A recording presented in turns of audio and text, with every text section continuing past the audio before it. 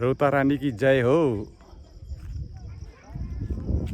आज चाहिँ लगभग 35-36 वर्षपछि फेरि मेरो मनको देउता रौता रानीको दर्शन गर्न आइपुगेको छु।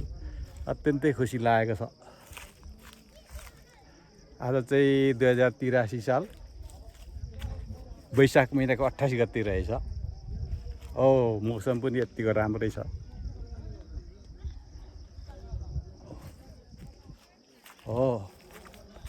तपाईहरु पनि आउनु होला रौता रानीको दर्शन गर्नु।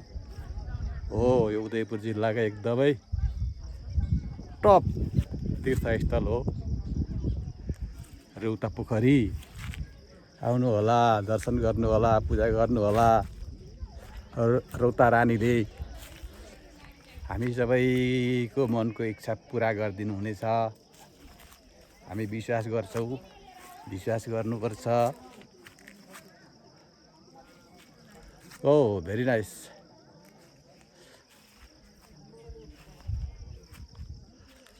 ल अब अरू चाहिँ बाँकी अंश चाहिँ नि म अर्को भिडियोमा चाहिँ देखाउँछु है त। यसमा मात्रै सम्भव छैन।